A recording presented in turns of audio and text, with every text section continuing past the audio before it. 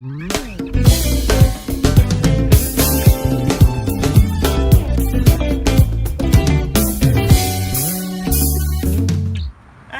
bande konangai eza ya bino la Germaine.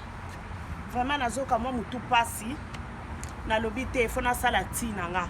Tina melaka mikolo nyonso ezo ede pe na mikolo yo pona ba corona wana. Bomoni naza wana tangawisi nanga, naza na citron nanga na ai nanga.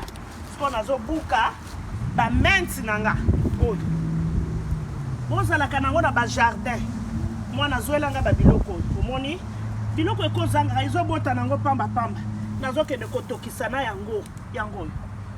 Tobenga yango mint oyo. Na ko mélanger nango yango nazozo yango na jardin nanga moko. Ndenge boko komona nazobuka makasa nango. Ebota ka pamba pamba. Pamba pamba ba mama bozanga biloko te. Nazokende kotokisa très efficace. Très efficace na quantité oyo.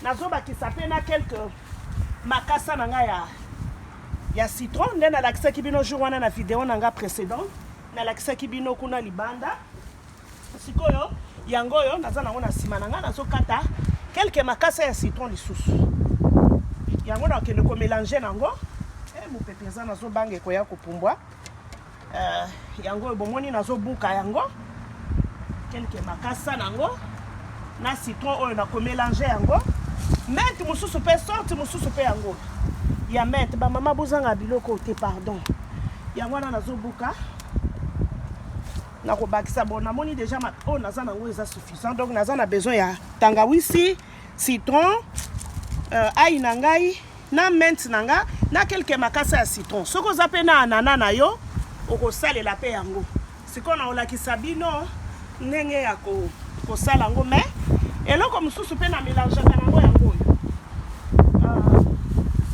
oyo otomona mabele nanga déjà na mélanger yango na biloko nanga moko na salaka pona kolona na salaka fumier nga moko sinda nanga yango na utaki obuka eza pena mingi te et naza na sinda nanga na lopango nazotika ekola donc pour l'instant nazosalela kaka citron nasaleli tangawisi nanga nini nanga ai nangai mwa makasa ya citron na oyo mint nanga yango nazokende sikoyo na sokola na tokisa ebongo na melango ti bande ko bomelaka ngo chaque jour nazoka mwa mutu pasi mo zolo rhume et kosilisa eza très bien donc eza préventif moko bien okomona ke okomi bioza ta na besoin omela bakisi wana te moi kosuko su gorge bandi nini tokisa kaka biloko oyo oza na nana na yo tia kata yango kaka osokoli kaka otie na nzungu c'est fini nzungu nanga yango yo nde na sokola ki biloko nanga yango yo c'est ça donc bomoni yango yo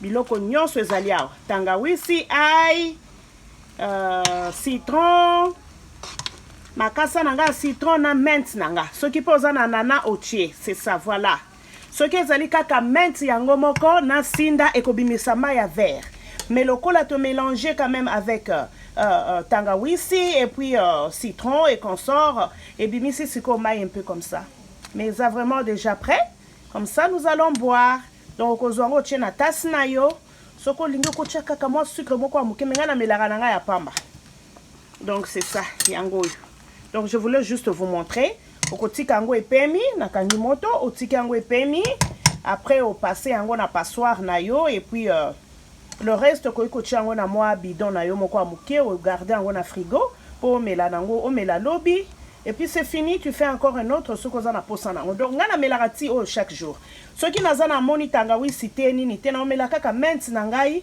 na makasa nanga citron chaque jour je fais ça au moins meloko na oki moi le quoi grippe tout ça moi gorge na sangi seli yango ai na tangawisi donc bon meka yango eza très efficace merci n'oubliez pas ya ko s'abonner na chaîne nanga po banda ko rater ba vidéo nanga te je vous aime à la prochaine c'est ça na la kisibino ndenga osala ti oyo bon manquer ko meka yango te bo sala yango chaque jour eza très important je profite de l'occasion na pesa camarade nanga Agno na pesa bambo tebele na yebi ke na la kisaki oti oyo nayebi komeka ki pe yango la kisa pe baninga ekozala bien vraiment bobosana te na ko like ba vidéo na ngai pe ko s'abonner comme ça bobando raté te quoi.